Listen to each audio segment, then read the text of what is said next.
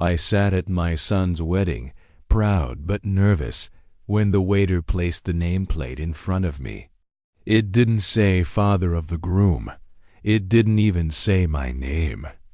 Instead, in bold letters, it read, "Low-educated fake dad, the entire." Hall went silent for a second before the bride's family burst into cruel laughter, their expensive jewelry shaking as they mocked me like I was nothing more than a joke.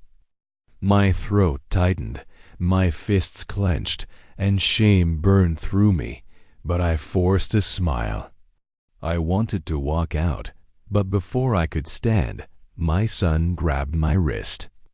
His eyes were wet as he whispered, "Dad, don't go. Let's go home together."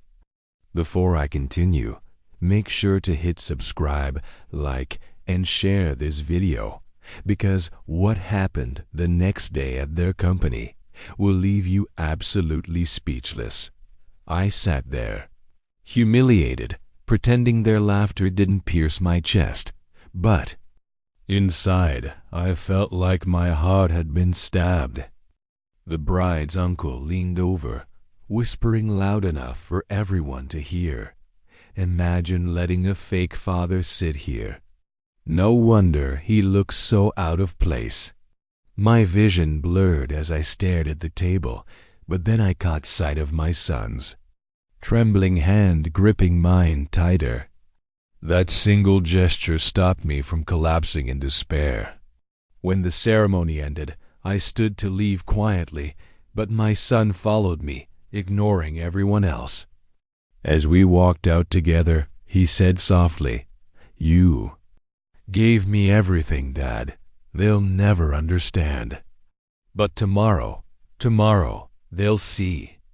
At that moment, I had no idea what he meant. But the very next day, something happened at their company that turned their cruel laughter into stunned silence. The morning after the wedding, my phone buzzed nonstop. At first, I thought it was relatives gossiping about the humiliation, but when I picked up, it was my son's trembling voice. "Dad, don't go anywhere. Turn on the news." Confused, I grabbed the remote, and the first headline nearly made me drop the remote.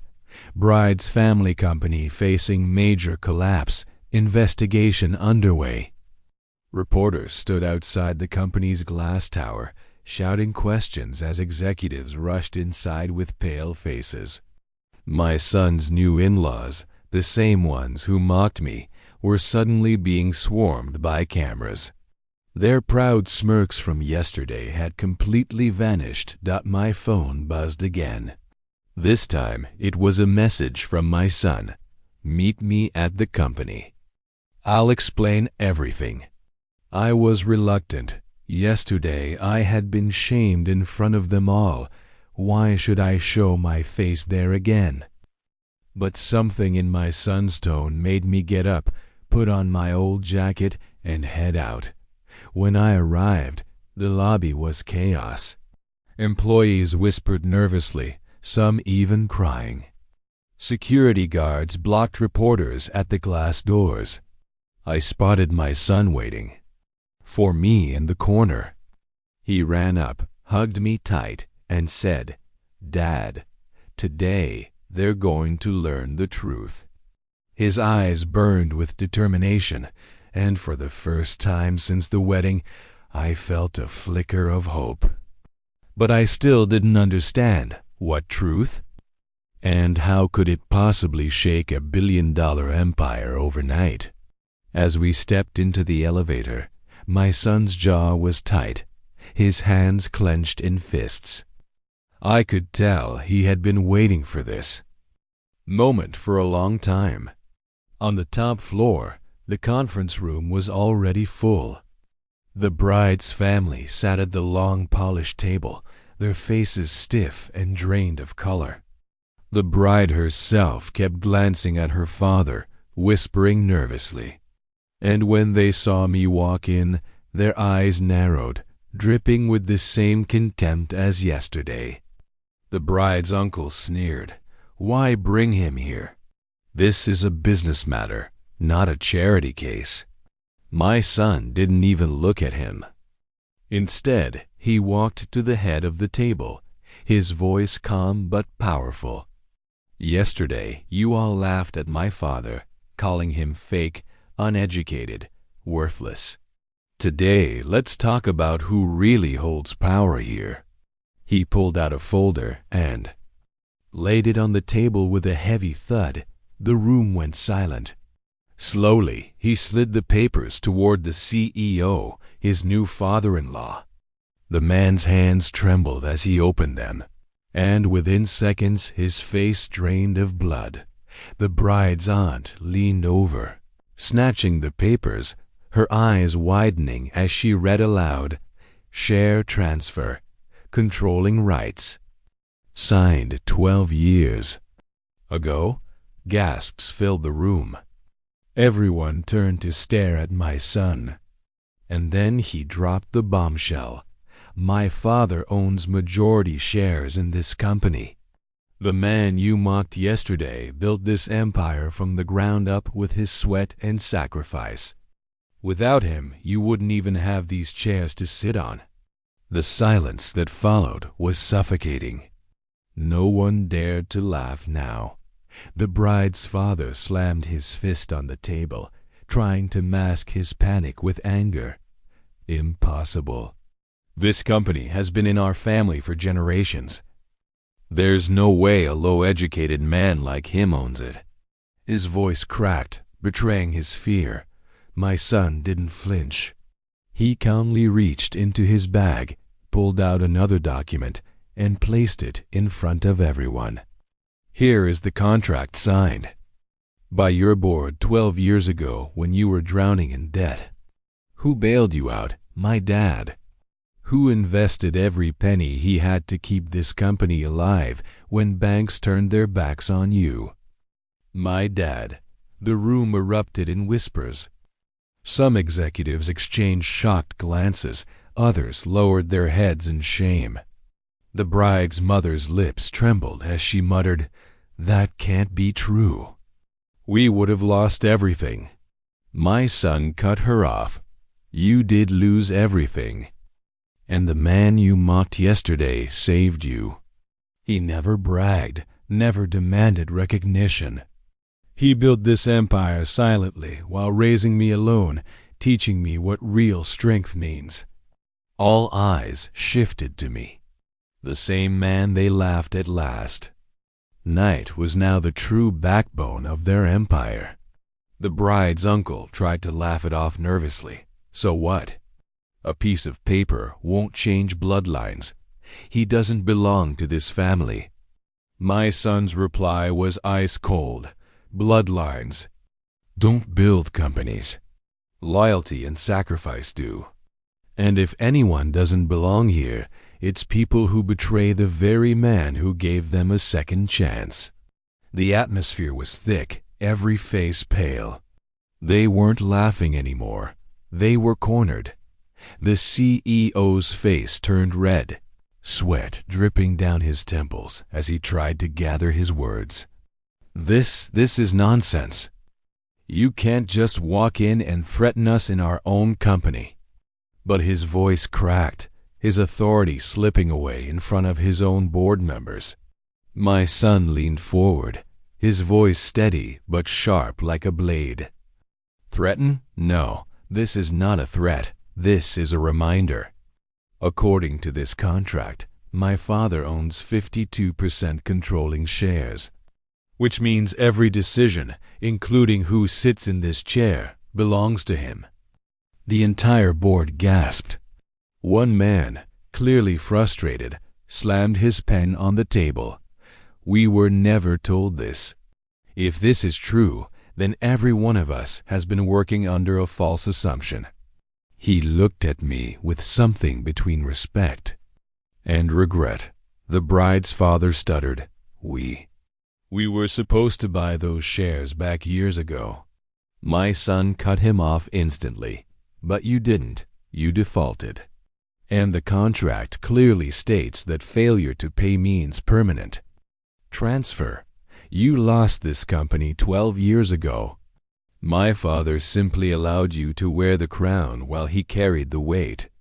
The bride's family looked humiliated, their faces drained of color. The bride herself had tears in her eyes, torn between her family and the truth in front of her. That's when my son turned to me and said, "Dad, you decide now. Do they stay? Or do they leave?" The room went completely silent. All those who mocked me yesterday now sat with their heads bowed, waiting for my judgment.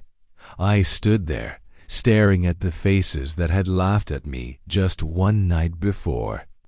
My hands trembled, not from fear, but from the weight of the moment. Every word I was about to speak would change their future forever. Slowly, I leaned forward and said, "You mocked me for being low-educated, but it was my so-called uneducated hands that fed every one of you. You disrespected me in front of my son, but today he stands here as proof of what I built. So here's my decision." I paused, letting the silence choke them. The bride's father's lips moved as if he was about to beg. The bride's mother clutched her pearls, terrified of what was coming. My son gripped my shoulder, giving me the strength to go on. "From this moment, you are all relieved of your positions. The board will be restructured under my leadership, and my son will take charge as the rightful CEO. You will never again insult the very man who gave you a second chance at life." Gasps echoed around the boardroom. The bride's father tried to argue, but before he could, security walked in at my son's signal.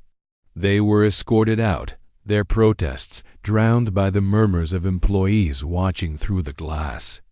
The same employees who had always whispered about how unfairly I was treated now looked at me with admiration. And then, as the doors closed behind them, I said quietly but firmly, "Mock me once, I'll walk away. Mock me twice, I'll own everything you love." My son smiled, and for the first time in years, I felt like justice had been served. The boardroom had just calmed when the bride suddenly burst into tears. Everyone turned toward her as she stood up, trembling but defiant. "I can't believe this. Dad, Mom, all of you lied to me. You told me he was just a poor, fake father with no respect, and you let me laugh at him. You ruined my wedding day with your arrogance." Her words cut like knives, each one making her family shrink further into their seats. Her father shouted back, "Don't you dare turn against us. Everything we did was to protect you." But she shook her head, her voice cracking. "Protect me? You humiliated my husband's father just because he wasn't educated enough for your standards. And now it turns out he built everything you own. You didn't protect me. You poisoned me against the one man who deserved my respect from the beginning." The silence was unbearable. Even the employees outside pressed closer to the glass to hear what was happening. My son looked stunned, unsure of what his new wife would say next. Then she turned to me, tears rolling down her cheeks. "I'm so sorry for what I said at the wedding. I didn't know the truth. If you'll let me, I want to call you father. Not out of obligation, but out of respect." For a moment, I couldn't breathe. The same girl who had once laughed when the nameplate called me fake dad was now asking for forgiveness. My son took her hand, squeezing it, silently begging me to answer. I stood there, my heart heavy, torn between the satisfaction of their downfall and the sincerity in her eyes. The entire company held its breath, waiting to see if I would show mercy or deliver one more crushing blow. I looked her straight in the eye, and for a few seconds, the room froze. Everyone expected me to break down, to forgive her instantly because she cried. But instead, I said calmly, "Respect isn't something you ask for in a single moment. It's something you prove over time." You laughed when they mocked me, and my son's heart broke that night. Words won't erase that. Her face went pale, her tears falling faster. My son looked at me, unsure if I was being too harsh, but then I placed a hand on his shoulder. "I raised you alone, and I didn't do it for applause.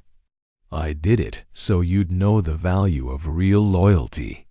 If she truly wants to call me father, she have to earn that place by standing against the very people who raised her to disrespect others." The bride's father slammed his fist on the table, shouting, "This is ridiculous.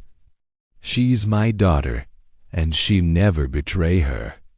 Family for you." But before he could finish, she turned on him with a voice louder than I'd ever heard. "Then you don't know me at all. From this moment, I choose my husband and his father. If that means cutting ties with you, so be it." The entire room gasped. Even my son stood stunned, staring at her in disbelief. She had just disowned her own parents in front of the entire board. Her father looked destroyed, her mother covered her face, and the employees outside began whispering furiously. I gave a small nod.